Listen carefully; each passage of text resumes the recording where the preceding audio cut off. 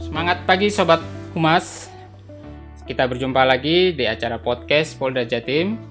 Kali ini saya AKBP Cecep Susatya, Kasubdit Multimedia Bid Humas Polda Jatim akan menjadi host dalam acara podcast Polda Jatim.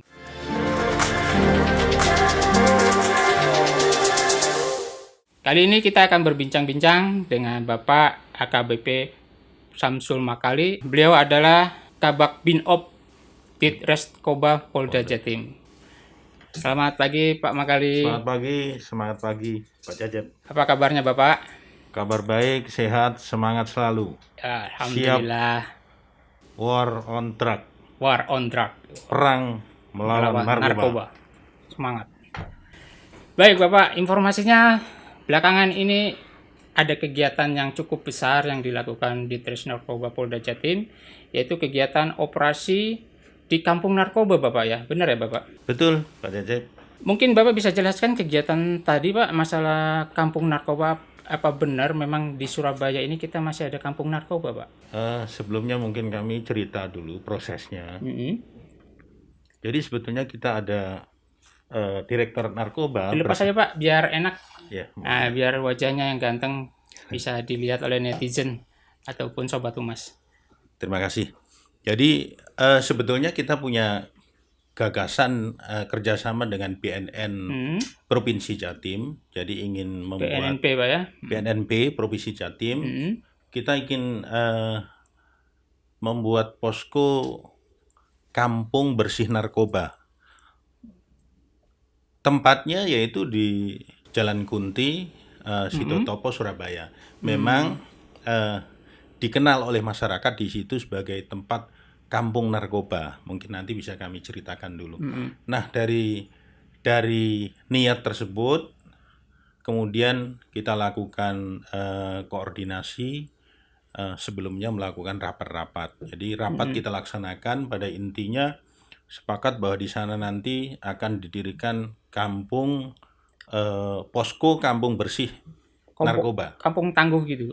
Kampung tangguh bersinar namanya. Bersih kampung narkoba. Tangguh bersinar Kampung narkoba. tangguh ya. Bersih narkoba. Bersinar itu bersih narkoba gitu ya Pak? Itu bersih narkoba. Oh gitu, iya. Ada beberapa tahapan sebelum mendirikan posko kampung tangguh bersinar itu. Di antara yang pertama yaitu harus ada kegiatan penindakan dulu. Jadi setelah nanti ada tahapan penindakan, kemudian baru razia-razia. Setelah dilakukan razia-razia, tindakan tahap selanjutnya nanti akan dilakukan sosialisasi.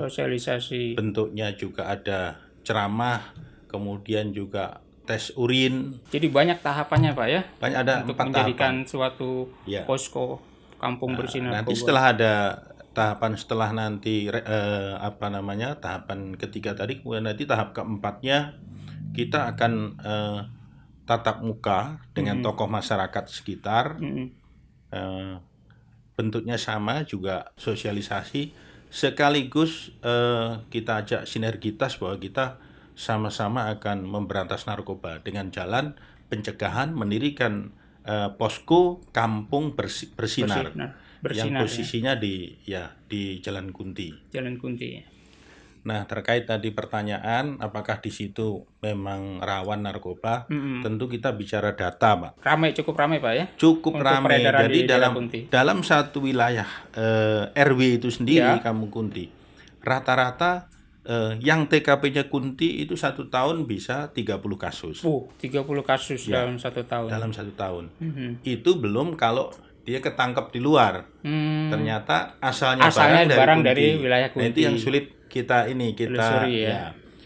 Tapi kita berdasarkan data itu, jadi 3 tahun terakhir aja kita kira-kira juga ada 100-an kasus di situ. 3 tahun terakhir ini. Barang buktinya cukup besar Pak di sana Pak. Untuk barang bukti di sana ini kan pasar pengguna ya Pak. Pasar pengguna. Jadi sampai dengan saat ini barang buktinya memang belum kita dapatkan yang besar. Rata-rata 1 gram, 2 gram, mungkin paling tinggi 10 gram. Karena di situ hanya pasar kilatnya. Oh gitu. Ya, Pasar kios. Orang-orang hanya sekedar datang untuk Datang, membeli. menggunakan di situ, Oh, Pak. menggunakan juga Iya. sekalian di situ. Jadi ada suatu tempat nanti kami ceritakan di Oke, situ. oke. Ada satu tempat yang memang disiapkan Mhm. oleh ya anggaplah bandar lah situ. Walaupun sifatnya kecil tapi bandar. Bandar-bandar. Baik. Oke. Baik, Bapak. Kemudian untuk kegiatan operasi itu sendiri melibatkan berapa personil, Pak, dari lingkungan maksudnya dari instansi mana saja, Ya, Pak? kalau personil dalam penindakan dan razia kemarin pada tanggal 6 Oktober Mhm. 2021, personil yang kita libatkan sekitar 450. Oh, 450 orang ya. 450, Banyak juga, Pak. betul. Dari Direktorat Narkoba sendiri ada 80 orang, kemudian dari BNN ada 46, 4 BNN provinsi karena memang kita sinergi. Kemudian dari BNK juga ada. Kemudian dari kita menggunakan pasukan inti kepolisian, Iya. Sat Brimob Polda Jatim 1 kompi, Oh, kemudian Sat Dalmas Polda Jatim Polrestabes. 1 kompi, Oh, Dalmas Polda Polda, Jatim 1 oke. kompi, kemudian Dalmas Polrestabes oh, sama, Polrestabes juga ikut. kemudian Dalmas Tanjung Perak, Hmm, itu semua kita libatkan. Kemudian Sat Narkoba Polrestabes Surabaya, ya, Sat Narkoba Tanjung Perak. dan anggota Polsek Semampir. Oh, Karena di ya. situ masuk Wilayah Kecamatan Semampir, ya, Pak, Semampir. ya. Setelah kegiatan operasi ini berjalan, apa berhasil, Pak? Dapat barang-barang bukti maupun tersangka yang kita bisa diamankan. Baik. Memang berhasil ini di sini memang ukurannya bukan pelaku ketangkep ya, Oh, pelaku gitu. ya, sesuai konsep kita itu memang yang pertama pelaku ketangkep. Seandainya pelaku tidak ketangkep tapi ada lain yang bisa kita hasilkan. Yang pertama razia. Razia itu tujuannya memang di samping kita juga bisa mendapatkan barang bukti, kita juga membuat shock terapi. Shock terapi Membuat untuk warga efek sana, Pak, deterren ya. bagi Warga yang melakukan tindak betul, pidana itu, Pak, ya. warga Jalan Kunti Kunti sendiri. itu, ya. Terus katanya ada kabel yang menyambung dengan alarm, Pak, ya. Ya, itu memang ada. Ternyata memang itulah bentuk ini ya, apa namanya? Sistem keamanan mereka mungkin, Pak, ya. Betul. Jadi sepertinya itu sudah memang disiapkan atau diciptakan supaya kampung itu tidak bisa polisi masuk gitu. Atau kalau polisi masuk tidak ada yang ketangkap gitu kira-kira. Jadi seperti itu. Jadi ada sistem yang mengawasi siapa saja yang datang mungkin, Betul, ya. Kalau ada mencurigakan langsung pencet alarm Nah, sehingga betul. bandar-bandar langsung menghilang gitu, Bisa Pak, ya. menghilang. Dengan cepatnya. Sedangkan situasi kampung itu sendiri, waduh, Padahal gang kalau kecil itu kalau nggak salah, Pak, gang ya. sangat kecil. Jadi kalau badan kita nih pres masuk, yang gede-gede saya Pak Cecep, Pak, ini tuh masuk itu gangnya betul-betul satu badan. Benar-benar satu badan. Betul. Ya Allah. Kemudian informasi tadi yang Bapak sampaikan katanya ada tempat itu sebagai transaksi maupun untuk nyabu di tempat gitu, Iya. Pak, ya. Betul. Gimana tuh, Pak? Tempatnya seperti apa untuk nyabu di tempat? Ada 2 tempat. Jadi yang satu tempatnya ini agak bagus, agak tertutup. Jadi kos-kosan tapi tidak ada isinya. Memang di situ disiapkan, disewa untuk membeli, disiapkan di situ, kemudian menggunakan sabunya di situ. Langsung di tempat. Langsung di tempat. Disediakan tempat gitu, ya. Betul. Jadi misalnya grup nih 5 orang beli misalnya 1 gram. Gantian dia nyabu di situ aman. Kenapa aman? Karena di depan sudah banyak yang jaga kelompok mereka ya, itu. ya, seperti yang tadi sistem keamanannya mereka security-nya, Tidak ya. sampai polisi masuk gang ini pun Sudah kalau ada sudah yang ada alarm kita sudah ini sudah aman, alarm sudah kedengeran dia. Oh gitu. Sudah Waduh. ini. Jadi sulit memang untuk masuk ke situ. Ini merupakan tantangan besar bagi narkoba Betul. kita, ya, Pak, ya. Kemudian ada yang terbuka, tapi tempatnya itu di pinggir kali, di belakang yang Sangat orang menjorok ke dalam, sangat susah dilihat betul, gitu, ya, Pak, sulit orang masuk juga. Sulit pertama gangnya sangat kecil, ya. hanya ukuran 1 kayak meter paling, ya, Pak, nggak ya. sampai Pak, setengah meter. Puh. Masuknya sulit banget. Masuknya ke tempat itu. Ini seperti ini, Pak, ya. Betul. Bilik-biliknya ini, ya, Pak, ya. Betul. Ini biliknya, salah satu biliknya. Ini adalah bilik tempat untuk ini. Untuk mereka nyabu, Pak. Informasinya hasil penyelidikan di situ transaksi dilakukan oleh orang situ sendiri atau ada orang luar ataupun yang nyabu ini banyakkan orang luar atau bagaimana, Pak? Kebanyakan orang luar, Pak. Orang luar. Kebanyakan Cuman orang luar. ada informasi di situ bisa beli, bisa Betul. nyabu, akhirnya banyak yang datang ke situ, Pak ya. Dan bisa bebas dilindungi. Oh. Sebetulnya pelindungnya juga mereka sendiri, Mereka Pak. sendiri preman-preman Kelompok di sana pelakunya. ya. Betul. Pelaku-pelaku sendiri di situ. Betul. Barang bukti apa, Pak, yang ditemukan pada saat razia kemarin, Pak? Kemarin kami dapat satu orang, yang satu orang ini anggaplah TO. Oh, TO, Pak ya. Kemudian ada barang yang kita temukan di kos-kosan itu yang tempat untuk nyabu itu. Ada 5 poket di situ.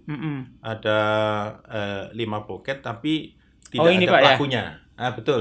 Cuman- Tapi ini nggak ada pelakunya. Ya mungkin karena ini kan kita datang Ditemukan di dadakan dalam gitu. dompet ini, Pak? Ya, tapi dalam kontrakannya kosong, Pak. Oh, gitu. Kos-kosan jadi apa ya? Petak gitu loh. Petak aja ya. Iya, petak kos. Yang pemilik kos bilang nggak ada yang nempati gitu. Nggak ada yang nempati. Nggak ada Tapi yang nempati. barang bukti ditemukan di situ. Betul, jadi pintunya cuma ditutup gini aja. Eh. Kalau dibuka ya buka dia. Nggak ada tempat untuk tidur. Nggak ada itu tempat tidur, nggak ada, cuma balai-balai doang mungkin. Iya, kosong. Oh, kosong sama sekali. Kosong. Memang dia tempat untuk Nyabu untuk saja. nyabu, betul. Dengan langkah-langkah yang untuk menciptakan kampung tangguh bersih narkoba. Berarti sekarang sudah mencapai tahapan razia, Pak ya. Tahap razia. Razia penegakan hukum dulu ya. Betul. Nah, selanjutnya tinggal Nanti kegiatan kita sosialisasi terkait tes dengan urin. program itu. Betul. Rencana kapan tuh, Pak, dilaksanakan kegiatan sosialisasi ini? Rencana dalam waktu dekat kita rapat lagi dengan BNN untuk menindaklanjuti tahapan berikutnya. Oh, tahapan gitu. sosialisasi. Sosialisasi. Untuk sosialisasi mungkin nanti akan melibatkan selain dari Ditras Narkoba, pihak mana lagi, Pak? Di narkoba, kemudian BNNP Binmas, ya. BNNP, BNK, Binmas, itu kita libatkan. Kemudian dari Satpol PP, kemudian Bakes Bangpol. Ada tokoh agama nggak gitu, Pak? Nanti kita libatkan, Pak. Dilibatkan. Gitu ya. Baik. Terima kasih. Mungkin ada pesan, Pak, sebelum kita akhiri podcast hari ini untuk warga Kunti khususnya ataupun masyarakat Jawa Timur secara umumnya. Sebelumnya pesan kami sampaikan bahwa beberapa kali sebetulnya petugas baik dari Direktorat Narkoba maupun dari Polres KP3 Tanjung Perak itu sudah beberapa kali itu gagal melakukan penangkapan di situ, Pak. Dengan sinergitas kita dengan BNN, nanti ke depan ini bisa tercipta kampung bersinar ini di Kunti. Mudah-mudahan polisinya juga tidak patah semangat, tetap mau membantu masyarakat untuk bebas dari narkoba. Betul. Dan perang dengan narkoba. Terima kasih, Bapak, atas bincang-bincangnya pada pagi hari ini. Mohon maaf bila mengganggu waktunya, dan semoga bincang-bincang ini bisa menginspirasi masyarakat yang mendengarkan, netizen yang mendengarkan, dan bisa menggugah rasa semangat untuk berperang dengan narkoba secara bersama-sama dan bersinergi dengan kita-kita semua. Baik. Terima kasih, Pak Cecep. Baik, Sobat Humas, nantikan podcast kami berikutnya dengan tema maupun cerita ataupun materi-materi yang lebih menarik. Dan jangan lupa untuk subscribe, like, dan komen.